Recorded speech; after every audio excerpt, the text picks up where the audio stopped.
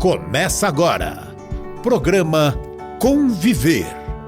Apresentação, Afonso Moreira Júnior. Que nos acompanha pela Rede Boa Nova de Rádio, pela TV Mundo Maior, emissoras da Fundação Espírita André Luiz e também pelo nosso portal mundomaior.com.br. Seja bem-vindo ao programa Conviver, inteiramente dedicado ao diálogo interreligioso. Eu sou Afonso Moreira Júnior e nós temos a grata satisfação de receber no programa de hoje, para a pauta Os Filhos da Aliança, Edgar Lagos. Tudo bem, Edgar? Grato pela sua presença. Eu que agradeço o convite, Afonso. Um prazer estar contigo. Muito bem. Edgar Lagos é iniciado na B'nai B'rith, ou seja, os Filhos da Aliança, traduzindo, a maior e a mais antiga entidade judaica defensora dos direitos humanos, fundada em 13 de outubro de 1842, presente no Brasil desde o ano de 1933. Edgar Lagos ele se iniciou na B'nai B'rith no início da década de 1990. Atualmente, ele é presidente da B'nai B'rith de São Paulo e vice-presidente da B'nai B'rith do Brasil. Participou da formação do Conselho Parlamentar por uma Cultura de Paz, COMPAS, na Assembleia Legislativa do Estado de São Paulo, a ALESP. Ele é integrante do Fórum Interreligioso por Justiça e Paz da Secretaria da Justiça de São Paulo. Ele participa da Fraternidade Católico-Judaica e outros grupos dedicados ao diálogo interreligioso. É formado em Engenharia Mecânica e de Produção, com pós-graduação em Análise de Sistemas na década de 1980. Atualmente é corretor de seguros. Edgar Lagos, eu quero nesse instante mais uma vez agradecer a sua presença aqui no programa Conviver, inteiramente dedicado ao diálogo interreligioso. Nós que já nos encontramos em várias situações do diálogo interreligioso, é muito bom recebê-lo, ainda que pelo aplicativo, virtualmente aqui na Fundação Espírita André Luiz. Eu gostaria que você começasse. Você sabe que o nosso programa ele tem um público bastante heterogêneo. Então, algumas perguntas podem parecer óbvias para você, mas para muita gente estará sendo uma revelação. Eu gostaria que você começasse a explicar essa expressão B'nai B'rith, Filhos da Aliança. A aliança foi estabelecida por Abraão, quando ele pede aos hebreus da época, vamos chamar assim, que façam uma circuncisão. Isso é chamado pacto com Deus. Então, nós somos filhos desse pacto que foi feito lá atrás por Abraão com Deus. É daí que surge essa expressão. Muito bem. E a B'nai B'rith começa em 1842. É significativa essa data, porque, afinal de contas, são mais de 100 anos antes da Primeira Guerra Mundial, claro, antes da Segunda Grande Guerra Mundial. Explica para nós, Edgar, o que motivou a fundação da B'nai B'rith? Qual foi, assim, se eu posso colocar, o evento que provocou essa reação da comunidade judaica no sentido de formalizar uma instituição forte, com bom propósito de defender os direitos humanos? A B'nai B'rith surgiu em 1843 em Nova York. Se a gente voltar e usar o cinema como referência, quem assistiu aquele filme Gangues de Nova York, onde os irlandeses ficam se matando e tem todos aqueles problemas com a comunidade nova-iorquina, 12 judeus imigrantes da Alemanha, quando chegam em Nova York, têm muita dificuldade de adaptação, muita, incrível. E eles decidem, então, se juntar para tentar um ajudar o outro. Ou seja, a Bnei Brit surge por 12 abnegados judeus que se reúnem para se ajudarem e ajudarem a comunidade judaica que se iniciava em Nova York naquela época. A Bnei Brit, naquele momento, tinha, eu vou chamar como se fosse um seguro de vida para os seus irmãos, uma caixa assistencial para os seus irmãos e principalmente para as viúvas. Ou seja, a Bnei Brit foi fortemente assistencialista da comunidade judaica naquela época, que foi uma época muito difícil para qualquer imigrante. Daí que surge a Bnei Brit. E no Brasil? Como é que ela vem para o Brasil? Ela está aqui no Brasil desde 1933, antes da Segunda Grande Guerra Mundial. E como é que ela chegou aqui, Edgar? A Bnei Brit vem para o Brasil antes do governo Vargas, da era Vargas. De novo, pela mão de um abnegado judeu, e que ele entendia que era válido os valores da Bnei Brit. Os principais valores da Bnei Brit, que é beneficência, fraternidade e harmonia. Esse é o nosso tripé. Ele junta alguns amigos e começa a montar a Bnei Brit no Brasil. Basicamente na casa dele, com reuniões e etc., para ver como é que podia fazer para fortalecer a comunidade judaica daquela época. E ela foi ganhando tração. Na época do governo Vargas, ele proibiu todo e qualquer tipo de instituição comunitária de se manter. E aí a Bnei Brit é obrigada a ir para o chamado underground. Ou seja, ela passa a viver de uma eu vou chamar escondido, mas não é bem escondido, naquela época, e ela continua persistindo nesse tipo de trabalho que é luta contra o antissemitismo, discriminação e auxílio a judeus que estão com problemas. Entendi. Aqui em São Paulo, ela tem a sede própria, na rua Caçapava, é isso? Exato. Isso. Essa sede foi comprada em 1969, alguma coisa assim, por um grupo, de novo, de judeus abnegados que se juntaram para comprar, não tinham dinheiro para pagar, aí foram fazer peça de teatro, um monte de eventos sociais para conseguir o dinheiro para pagar. Entendi. Eu assisti aí há poucos dias, Edgar, um vídeo apresentando a iniciação de novos membros da Bnei Brit. Então eu queria perguntar para você, o que a Bnei Brit faz, para ser bem pragmático, o que ela faz na prática em defesa dos direitos humanos, e aqueles que desejarem ingressar em seus quadros, eles necessariamente precisam pertencer à comunidade judaica? Vou começar de trás para frente. Sim, precisam ser judeus. Entendi. No mínimo, a Bnei Brit hoje é uma atividade de casais, prioritariamente de casais. É necessário que um dos casais seja judeu. Nós não julgamos qual o seu tipo de judaísmo, se você é ortodoxo, reformista, liberal. Isso não nos faz parte. O que a gente tem de Bnei Brit nós trabalhamos em prol do próximo, sempre. Sempre.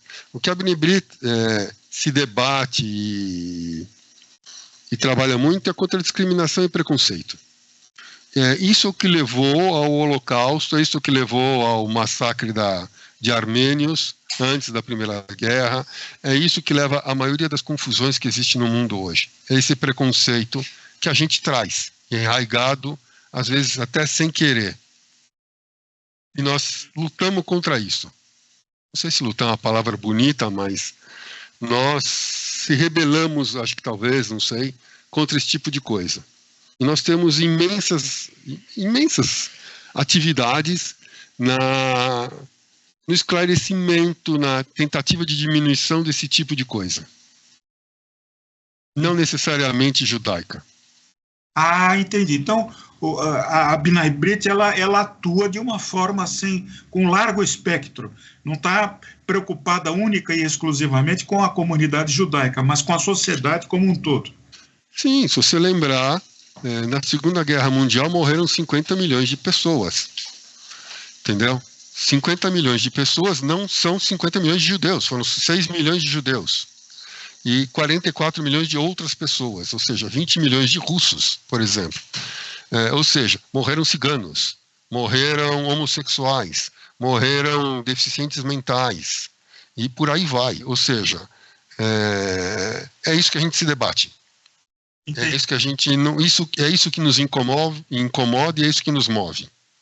Muito bem. E você, em meio às suas atividades familiares, profissionais, seus estudos, o que motivou você a fazer parte da B'nai B'rith e ocupar um cargo que, afinal de contas, é um cargo de destaque aí na entidade nos dias de hoje? Quando eu era jovem, vou chutar 15 anos, talvez até um pouco menos, a B'nai B'rith possuía um negócio que chamava capítulos juvenis. E isso persistiu até meus aproximadamente 20 anos. Funcionou muito bem. Ou seja, essa é a primeira vez que eu fui para a B'nai B'rith. Eu tenho amigos dessa época. A gente se chama de irmãos. Os membros da B'nai B'rith se tratam por irmãos e se querem como irmãos. Eu tenho irmãos desta época, com que eu me dou até hoje. Pessoas que eu adoro estar junto e elas adoram estar junto comigo. E a gente se dá até hoje.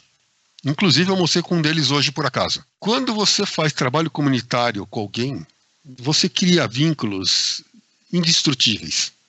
Quando você compartilha objetivos, metas com alguém, e você quer bem aos outros, com mais alguém, você cria vínculos que são indestrutíveis e você faz amigos para a vida inteira.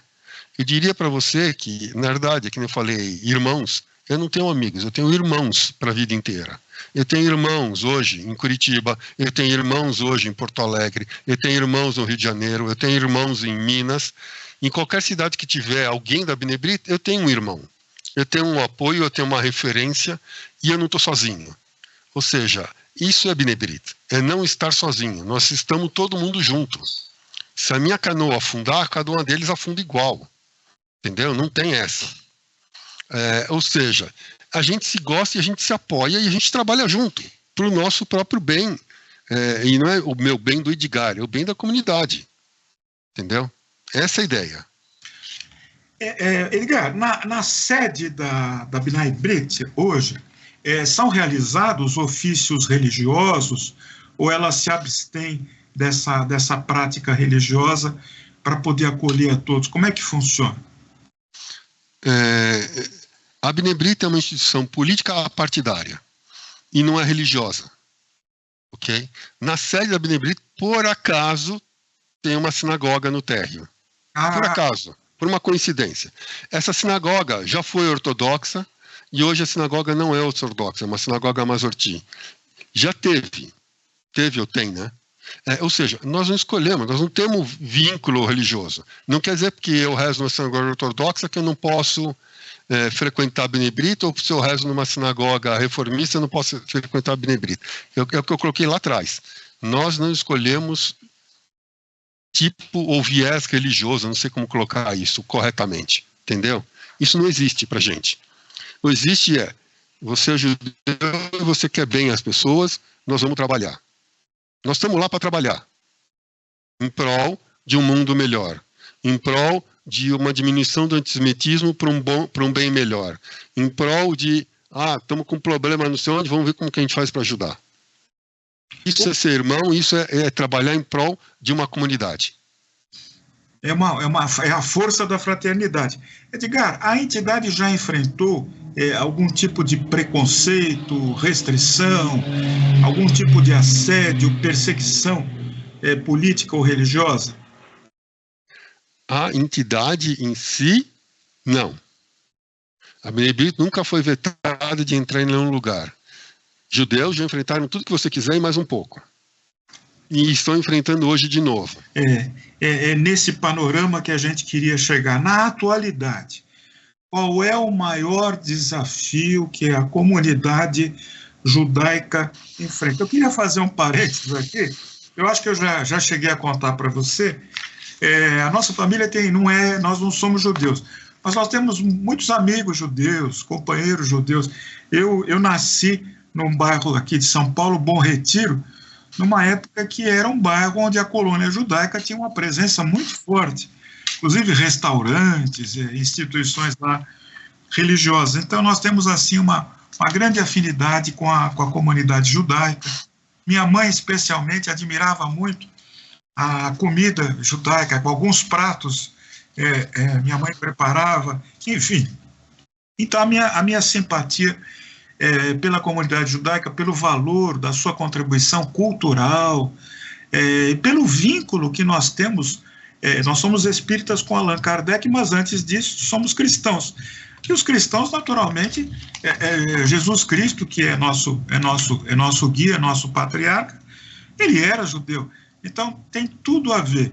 Agora, eu pergunto a você, Edgar, nesse panorama da atualidade, com esses conflitos, com esses riscos que a nossa democracia vem correndo, qual é o maior desafio que a comunidade judaica enfrenta para viver bem e fazer bem para o nosso Brasil? Hoje, nós temos um problema com o atual governo. É muito difícil. Agora, o maior problema é falta de respeito. O maior problema é o crescimento do antissemitismo do país.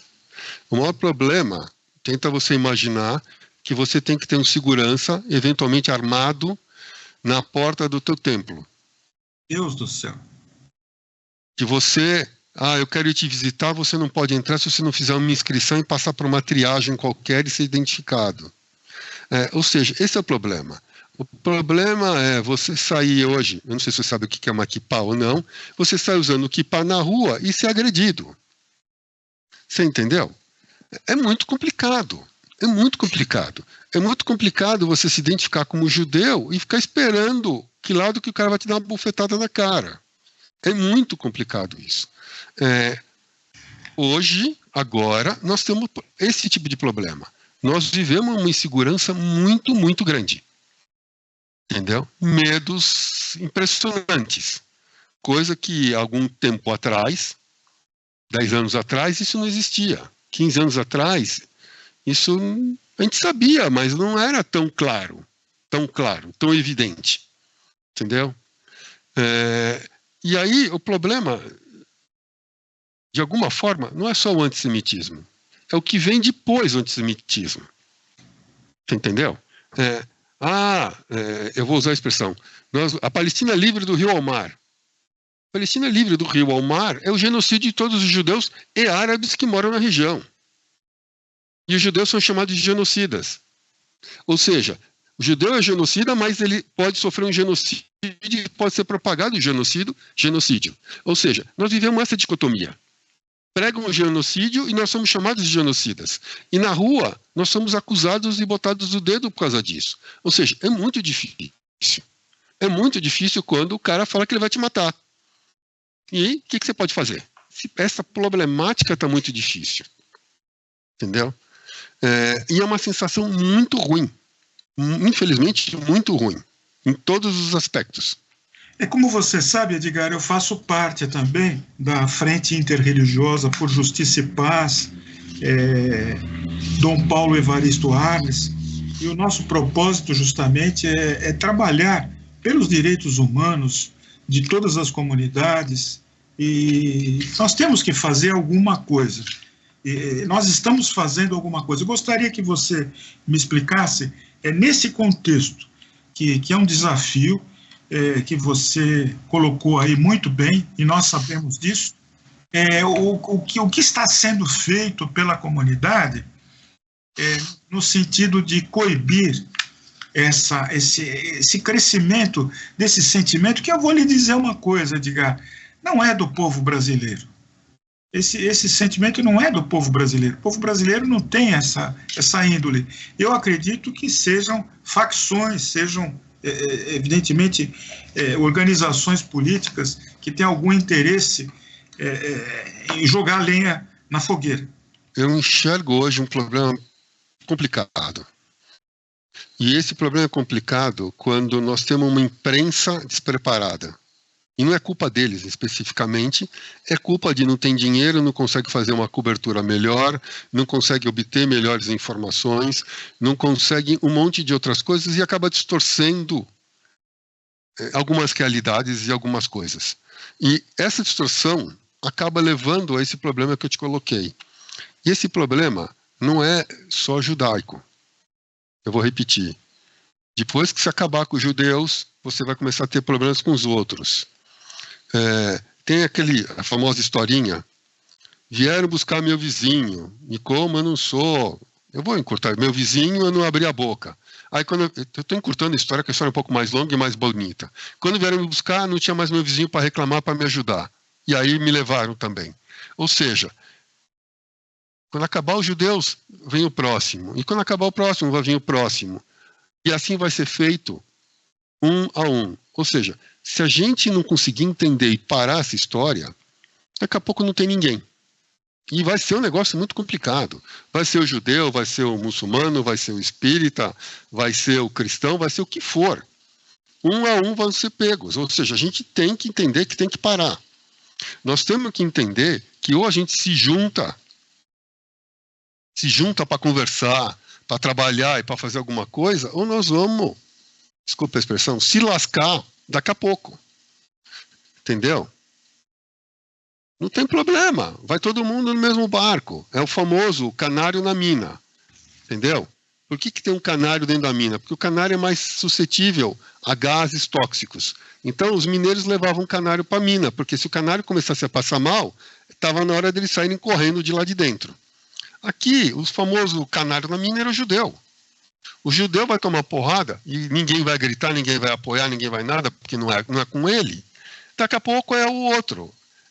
De uma forma análoga, essa porcaria de briga de torcida de futebol. Isso é ridículo. Isso é ridículo. Não tem nem pé e nem cabeça. Entendeu? Se o cara quer torcer pro Corinthians, o problema é dele. Se o cara quer torcer pro Palmeiras, o problema é dele. E se quer torcer pro Santos, que é o meu caso, o problema é meu.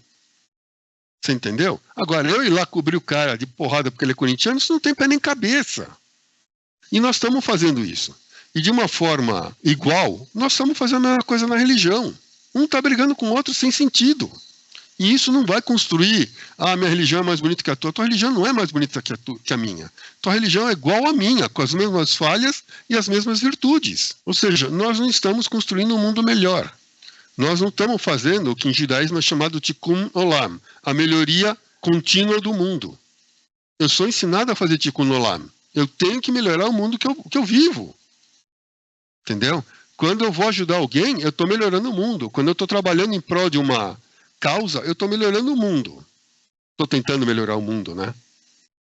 Você entendeu? É isso que nós vamos ter que ter em mente. Eu sozinho não sou nada. Eu mais você somos alguma coisa. Entendeu? A comunidade judaica, mas a comunidade espírita é um monte de coisa. Entendeu? Sozinho nós não vamos em lugar nenhum. Nem para praia nós vamos sozinho. E digo mais, ir para praia sozinho não é legal. Ir para praia com uma companhia é muito mais legal. É verdade. Edgar, eu vou pôr aqui o dedo na ferida, mas eu acho necessária uma colocação minha, fazendo uma analogia dos tempos. Na década de 1930, na Alemanha, quando o nazismo começa a mostrar suas garras, resumindo aqui no resumo da ópera, o que se tem assim, o que se depreende da história é que a maioria das pessoas diziam: não, eles não são ruins, eles estão fazendo o que pode, a situação é difícil. Você acredita que se a comunidade judaica sediada na Alemanha daquela época tivesse reagido de alguma forma, teria sido evitado o Holocausto? A minha pergunta é essa, porque eu vejo assim, que diante do... é aquela coisa, está pegando fogo, mas não vai... não é nada, isso aí vai apagar. Qual que é a sua colocação? Existe uma colocação histórica aqui. Quando Hitler começa a subir o governo, assumir o mandato do governo e tudo mais, a sociedade alemã tenta dar um freio nele. E ele vai ganhando tração e ganhando poder. Até o momento em que ele toma o poder, legalmente falando, isso é uma das coisas que a gente explica muito na jornada do Holocausto e pela cidadania. O que acontece? O povo alemão, o mais culto da Europa, o mais inteligente, e mais, era a Alemanha. E eu diria para você que hoje a Alemanha é de novo o mais da Europa. É o país mais poderoso da Europa, é o país que economicamente mais pungente da Europa e é o país que puxa o crescimento da Europa. Se tirar a Alemanha da Europa, não temos mais a Europa, infelizmente. Mas aquele país em 1930, quebrado com uma economia quebrada, estilhaçada pela Primeira Guerra Mundial, com os seus brios, e o alemão é um cara muito orgulhoso, com seus brios arrebentados pelo aquele acordo que foi feito em Paris, no vagão do trem, se você lembrar. Ele, fugiu o nome do acordo, mas já vou lembrar. Ele reestabelece o orgulho alemão. E quando ele faz isso, o povo vem com ele. O povo acompanha ele e o povo abre mão de decidir e escolher porque deixa tudo na mão dele, do governo, e acredita piamente, cegamente no governo. E o governo vai virando uma ditadura. O governo vai crescendo e mandando em tudo. Alguns e vários alemães tentaram se livrar disso. Meus bisavós perceberam que tinha alguma coisa errada, tiraram seus 4 ou 5 filhos, eu não lembro se minha avó teve 3 ou 4 irmãos, da Alemanha. Eles conseguiram mandar os filhos para fora. E eles ficaram, a famosa tentativa de vender o patrimônio que tinha, que eles eram muito bem de vida naquela época, eles acabaram ficando lá e acabaram sendo mortos. Mas os judeus da Alemanha, de 1930, 1900 e antes e depois, se sentiam alemães. Eles eram, aspas, mais alemães até do que judeus. Boa parte deles lutou a Primeira Guerra pela Alemanha. Boa parte deles foi condecorada na Alemanha como herói de guerra e etc. na Primeira Guerra Mundial. Você entendeu? Você não tira isso do cara. Você não tira, o cara é alemão. E o cara tinha orgulho de ser alemão. A terra de Goethe. Ele se orgulhava disso. E de aspas, eu vou te falar o seguinte, e se orgulha ainda. Se a minha avó fosse viva, ela tinha orgulho de dizer que ela é alemã. Entendeu? A despeito de tudo o que aconteceu. Ela cresceu na Alemanha. Ela foi feliz na Alemanha. Ela teve uma infância maravilhosa na Alemanha. Mesmo tendo que fugir em 1900 e... Entre 30 e 40 minha avó fugiu. Pouco antes da guerra, 37, se não me engano. Entendeu? Ela... Tá tudo certo para ela. Entendeu? A Alemanha é o lugar. Ela voltou várias vezes para a Alemanha depois. Ela se sentia em casa na Alemanha. Ou seja, o que aconteceu na Alemanha de 30 para 40, é essa tomada do poder. Ele assume o parlamento, ele reverte as leis e vai fazendo o que ele acha que tem que fazer. E o povo não tinha opção. O povo não teve opção. Ou ele apoiava o governo, ou vai embora. E quando você está bem, você não consegue ir embora. É muito difícil você ir embora. Entendeu? Há um tempo atrás, eu comentei com um cara do PT, falei para ele, olha, para mim é muito fácil pegar na tua mãozinha e a gente mudar de país. Só que não é isso que eu quero para mim. Não é isso que eu quero para meus filhos. Eu sou brasileiro, eu quero o bem do país. Eu não quero pegar na tua mãozinha, pegar a tua família e pegar a minha família e vamos embora. Não é isso. E não é isso que eu quero para mim. Eu luto para que a gente tenha um Brasil melhor. Meu país se chama Brasil. Não tem outro país para mim a não ser Brasil. E eu vou repetir, eu posso mudar de país, eu não tenho problema. Não existe problema. Não existe problema nem para mim, nem para você, Afonso, de a gente mudar de país. O que existe é, nosso país se chama Brasil. O que nós queremos é um Brasil melhor. Entendeu? E como é que faz isso? Defendendo a democracia, custe o que custar. Entendeu? E é isso que a gente ensina nas jornadas. Não deixe o teu vizinho escolher, não deixe não sei quem escolher. Você escolhe o que você quer. E quando você escolhe, você também assume as responsabilidades das suas escolhas. Isso é um dos cursos que a gente dá nas escolas públicas anualmente. e com alguma frequência, né? Uma vez só, 4 a 5, às vezes 6 vezes por ano a gente vai dar esse tipo de curso, onde a gente explica o que acontece quando você deixa de decidir o que você quer e você segue o famoso Maria vai com as outras, o que os outros estão falando. Falando um pouquinho de Israel, muitas pessoas, Edgar, imaginam que o Estado de Israel, enquanto país, é um Estado judaico. Imaginam isso, mas como é que pode um Estado judaico em guerra se isso vai contra a própria religião? Agora, eu gostaria que você explicasse aqui, para quem não sabe, que o Estado de Israel é um Estado laico, é isso? Mais ou menos. O Estado de Israel, hoje, tem cerca de 8 milhões e poucos de habitantes. Desses 8 milhões e poucos de habitantes, existem 2 milhões e poucos, por isso que é o poucos, eu não sei exato, de habitantes árabes. Esses habitantes árabes têm pleno direitos em Israel. Eles têm pleno direito de montar os partidos políticos deles, votar em quem eles escolherem, etc. Inclusive, existe um partido árabe que prega a destruição de Israel. Esse partido árabe que prega a destruição de Israel possui assento dentro do parlamento israelense. Israel é uma democracia plena. Gostemos ou não gostemos. Israel é regido por um regime parlamentar, onde o presidente é uma figura decorativa, bota o aspas, né? É representativo, mas o executivo está na mão do primeiro-ministro, hoje o senhor Bibi. Gostem ou não gostem dele. E como é que ele governa? Por uma coalizão. O parlamento israelense hoje tem 120 cadeiras. Ele tem que ter no mínimo 61 cadeiras para conseguir governar o país. Quando cai abaixo de 61, vota-se uma moção de desconfiança do governo dele e cai o governo. Aí temos eleições. Se você lembrar, a gente teve acho que 3 ou 4 eleições seguidas. E cada eleição custa 1 bilhão de shekels. Ou seja, jogou-se no lixo, aspas, em prol da democracia, muito mais de 3 bilhões de shekels. Ou seja, isso é bilhão de dólar. Também. Não se iluda. Entendeu? É muito dinheiro que foi rasgado para se manter a democracia dentro de Israel. Árabes e israelenses dentro de Israel convivem.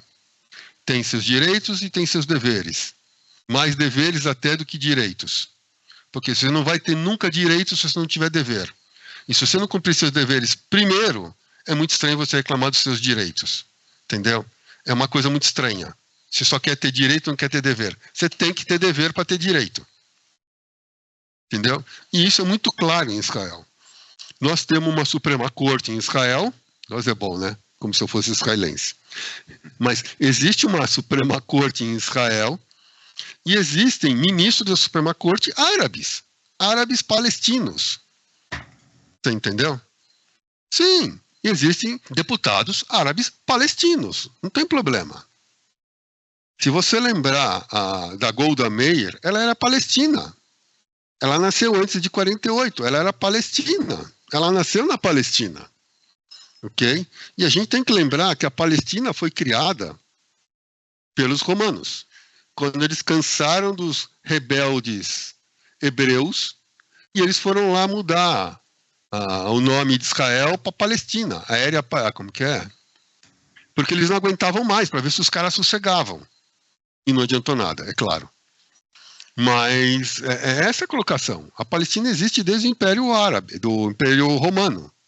Os romanos criaram a Palestina. Entendeu? Importante essas suas colocações a propósito da democracia de Israel. Poucas pessoas sabem disso. Nossos meios de comunicação não trazem um aprofundamento das notícias, Edgar. É muito difícil isso. Esse entendimento é muito difícil. Esse entendimento, você pode ter percebido que às vezes eu esqueço um nome ou outro, mas esse entendimento demanda estudo, demanda tempo, demanda um monte de coisa. E a gente não tem tempo hoje. Tudo é muito efêmero, tudo é muito rápido. E se não for assim, não tá bom. Entendeu? Ou seja, poucas pessoas hoje têm paciência para ler um livro. É muito difícil hoje você pegar alguém que tenha paciência para sentar e ler um livro. Edgar, acabei de ler A Montanha Mágica, de Thomas Mann, falando dos alemães, né, o grande Thomas Mann, e eu acredito que poucas pessoas hoje vão ler A Montanha Mágica, a não ser talvez por uma necessidade acadêmica.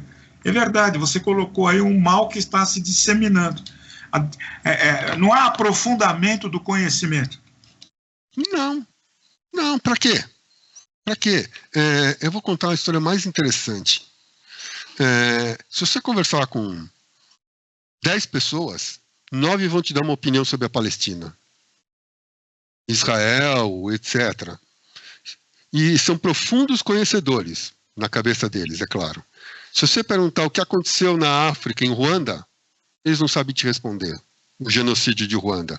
Se você perguntar o que está acontecendo no Líbano, eles não sabem responder. Se você perguntar o que está acontecendo na Europa, não sabem responder. Mas, em Israel, eles são amplos e... como que é? Ótimos comentaristas políticos, têm opinião formada. Da onde? Da onde? Você entendeu? Da onde? Da onde ele buscou qualquer informação? Ele não buscou, ele escutou e repete. Ou seja, é isso que você está contando. Ninguém para hoje para ler, ninguém para estudar. Por acaso, eu estou lendo um livro sobre o Cenoura Bravanel, e não é o Silvio Santos. É o tataravô dele lá, que foi perseguido na Espanha, foi perseguido em Portugal e acabou fugindo para Corfu e depois para Viena, como chama lá? Veneza. É interessantíssimo os estudos dele e como é que um cara que era, economicamente falando, brilhante, tocou a economia de 2 países, ele arrumou a economia dos 2 países que eu contei, que é a Espanha e Portugal, teve que fugir porque o rei queria matar ele, porque ele era judeu, e ele se dedicou a um estudo de Bíblia maravilhoso. E aí eu estou estudando os questionamentos dele sobre a Bíblia. E eu não consigo ler mais que um capítulo por noite. Eu diria para você que nem meio, às vezes. Porque tem que parar, tem que refletir, tem que pensar o que isso conflita com o que você entende, o que você não entende. Ou seja, quantas pessoas têm essa paciência? Entendeu? Eu leio 5, às vezes 10 páginas e fico pensando no que eu estava lendo. Entendeu? E ninguém quer fazer isso. Isso dá trabalho. Ninguém quer trabalho hoje. Nós somos imediatistas. Falando em diálogo interreligioso, eu vejo em você a sua presença nos eventos interreligiosos, você sempre lá com a sua simpatia, sua participação sempre simpática, sempre você tem essa facilidade de comunicação com religiosos de outras crenças. Você acha que está sendo produtivo esse diálogo interreligioso entre nós aqui no nosso quintal, ou acha que ainda está faltando alguma coisa? Diga. Eu acho que sempre vai faltar alguma coisa. Tudo pode ser melhorado. É o tal do Tikkun Olam que eu falei lá atrás. Então, faltar sempre falta. Falta nós tomarmos um café a mais, falta a gente ter mais meia hora a mais, falta a gente correr menos. Sempre falta. Mas eu acho que a gente está tentando construir pontes. Algumas vão cair, outras vão ser reconstruídas, outras vão ficar mais bonitas, outras vão ficar menos feias. Mas as pontes têm que ser construídas. Eu vou repetir o que o Rabino Sacks falou. Sozinho nós não vamos em nenhum lugar nenhum. A frase não é exatamente essa, mas é um resumo. Sozinho nós não vamos chegar em lugar nenhum. Nenhum. Ou seja, essas pontes são obrigatórias, são mandatórias, Afonso. Não tem como existir judeus sem pontes, não tem como existir espíritas sem pontes, e não tem como existir nenhuma religião se ela não dialogar com outras religiões. É mandatório isso. É mandatório eu entender um pouco da tua religião, eu não preciso ser um profundo conhecedor. É mandatório eu entender um pouco das outras religiões, eu não preciso ser um profundo conhecedor. E é mais importante de tudo isso é respeitar todas as religiões e o direito de credo de todo mundo. Todo mundo tem seu direito a credo, a sua fé e a sua profissão de fé. Quando você não faz isso, você não está sendo correto nem com a tua religião. Nem com a tua religião. Entendeu? Se você não é correto com a tua religião, como é que você quer ser correto com o resto? Como você quer ser correto com a tua vida? Como você quer ser correto com a tua mulher e com os teus filhos? E o que você está fazendo com eles? Você está criando o quê? Há muito o que repensar. Edgar, eu quero assim aqui nesse instante, voltando aí à questão política, se você achar que é conveniente, essa mudança de presidente nos Estados Unidos, de alguma forma, altera o status de Israel, coloca alguma coisa em risco, há alguma preocupação da comunidade judaica em relação ao novo presidente? Eu tenho minha opinião pessoal formada sobre isso, mas eu acho que não é uma opinião, é minha, não é nem comunitária. Então eu não me sinto nem confortável para comentar. Eu vou brincar com você. Se a gente for tomar café aí na esquina, isso, talvez a gente converse sobre política e sobre Donald Trump. Fora disso, eu não me sinto confortável nem para conversar de Trump, nem de Biden, nem de Kamala Harris, nem de nenhum deles. Eu entendo. Como é que eu vou te colocar? Eu não concordo com tudo que ele faz, mas eu também não discordo de tudo que ele faz. Entendi. É complicado. Entendi. Bem complicado. Não sei onde isso vai dar. Realmente eu não sei onde isso vai dar. Eu entendo que ele está gerando um monte de provocações que eu também não sei onde vai levar. Entendeu? Realmente eu não sei. Tomara que leve a algum lugar. Entendeu? E tomara que seja para o bem de todos, não de uns. Eu não defendo nunca o bem de uns. Eu defendo o bem de todos. Se for para o bem de todos, tudo bem. Se for para o bem de uns, não vai ficar bem. Não vai ficar bem. Eu não posso estar bem com o cara do meu lado mal. Não existe isso, é o bem e o cara mal. Não faz sentido. É verdade. Nós estamos recebendo aqui no programa Conviver de hoje, com muita satisfação, Edgar Lagos, que é presidente da B'nai B'rith de São Paulo e vice-presidente da B'nai B'rith do Brasil. Na produção do programa de hoje e direção geral, Alex Monteiro, no apoio à produção, Regina Prata, nos trabalhos técnicos, Rogério Palma, na divulgação, Silvana Zandomeni, na edição, Edi Pontes, apresentação comigo, Afonso Moreira Júnior, supervisão de Guiomar Santana. Olha, bobagem falar aqui da minha admiração pela cultura judaica, eu que estudo os livros de Flávio Joséfo com muito carinho, tenho vontade até de escrever a propósito, estudo a cultura judaica lá desde os primórdios e vejo tantas lições de perseverança, de luta. Eu não vejo nenhum impedimento em relação à expressão luta, porque nós, no cristianismo e no espiritismo, nós usamos a expressão bom combate do apóstolo Paulo. E o bom combate é por uma boa causa, então vou combater, se assim for necessário. Eu gostaria, Edgar, em nome aqui dos companheiros da Fundação Espírita André Luiz, que você levasse aos nossos queridos companheiros da B'nai B'rith do Brasil, de São Paulo, a nossa admiração por esse trabalho que vem sendo feito há muitos anos, com muita competência, com muita honestidade, com muita perseverança, acima de tudo. E nós gostaríamos, por intermédio dos laços interreligiosos, de nos aproximar mais, conhecer melhor esse trabalho, estar mais presente.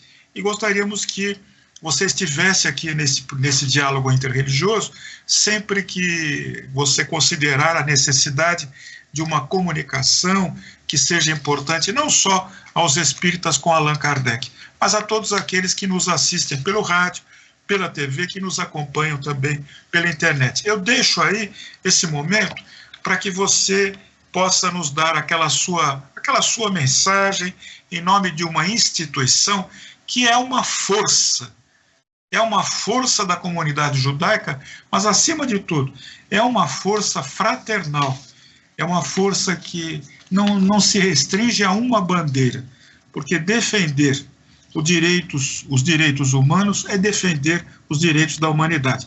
Fica à vontade, Edgar, gostaríamos de ouvi-lo. Primeiro, eu gostaria de agradecer ao Alfonso pelo esse simpático e agradável convite, a Federação Espírita por me receber tão bem, e colocar que a Benebrita é uma instituição judaica de portas abertas, pronta para escutar e acolher as pessoas. Nós estamos à disposição para sempre que você precisar conversar e manter esse diálogo franco e aberto, que é a melhor coisa que existe. E eu te agradeço, Afonso, pelo convite. Fundação Espírita André Luiz agradece a presença do nosso companheiro aí, Edgar Lagos, que esteve aqui por indicação sua. O nosso programa está sendo gravado, mas nós recebemos por intermédio do nosso e-mail, afonsomoreirajunior@gmail.com, as suas sugestões. Mande aí as suas sugestões, perguntas. Edgar, ficaram muitas perguntas aqui pendentes de ordem, digamos assim, social e histórica do povo judeu, e eu gostaria, assim, que houvesse uma oportunidade na sua agenda que você retornasse. E nós focalizamos aí, em especial, na Binai Brit, esse trabalho tão bonito de tantos anos, mas tem outras questões que envolvem a comunidade que nós gostaríamos que você nos prestigiasse retornando aqui. Só posso agradecer, pedir que leve aos nossos irmãos da Binai Brit a nossa admiração, o nosso carinho, o nosso respeito, viu? E quero agradecer a você que nos acompanhou até agora, por intermédio da Rede Boa Nova de Rádio, da TV Mundo Maior, emissoras da Fundação Espírita André Luiz, e também pelo nosso portal mundomaior.com.br. Ajude a compartilhar as informações que nós trazemos aqui no Conviver. Eu vou ficando por aqui. Eu sou paz, eu sou luz, eu sou saúde. Até o próximo programa, se Deus assim o permitir.